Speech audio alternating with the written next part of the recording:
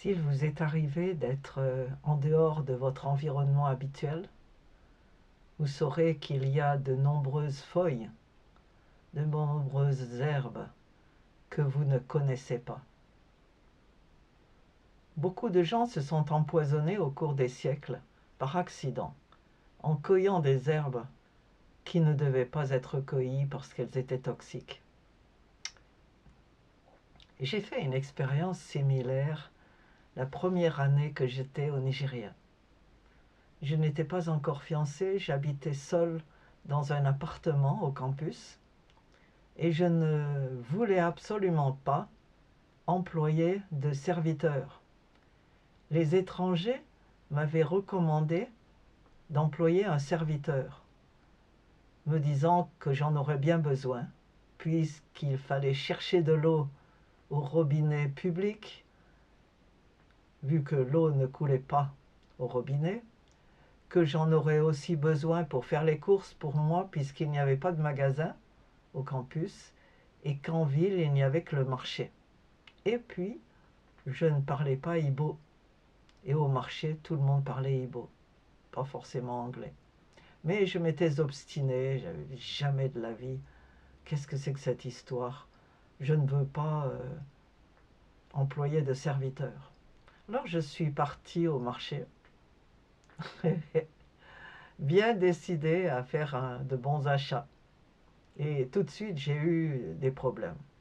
D'abord, je me suis rendu compte que personne ne parlait anglais, sauf de tout petits enfants qui venaient d'aller à l'école. Mais ça, c'était pas encore parfait.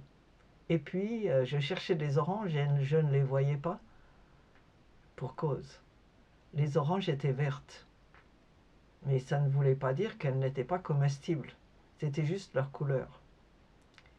Mais surtout, je voulais de la salade. Et je ne savais pas comment on disait laitue. Mais j'ai vu que dans tout un coin du marché, des femmes vendaient des herbes.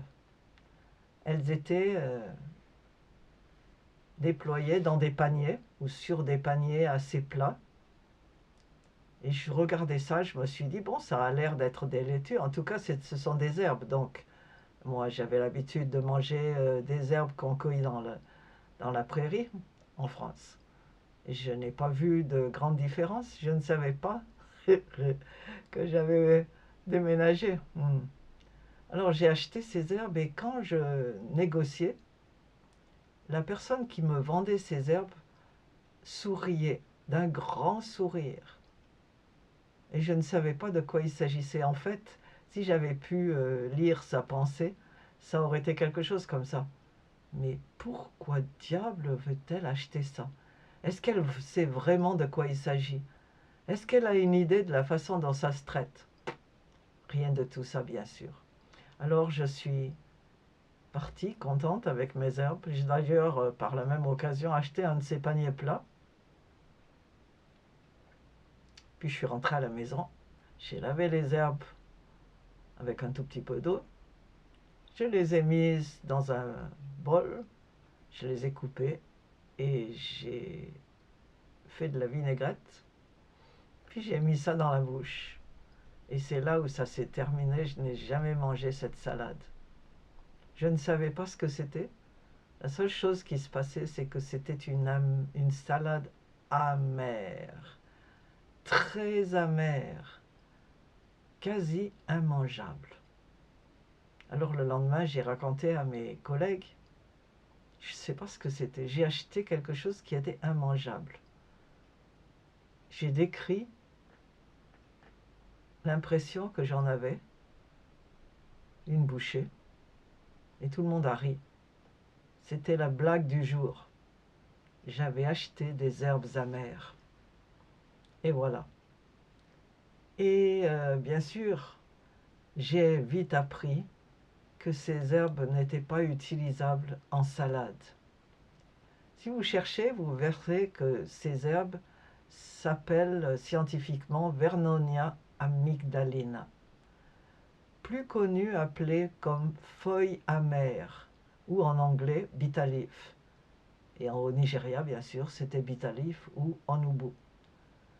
qui est un arbuste de la famille des Astéracées, originaire d'Afrique tropicale, très célèbre et central pour ses usages culinaires et médicinaux. Après mon mariage, j'ai appris que faire.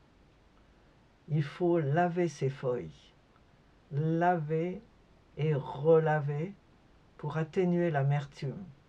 Après ça, on les cuit et je peux vous assurer que la sauce aux herbes amères est ma sauce préférée aujourd'hui.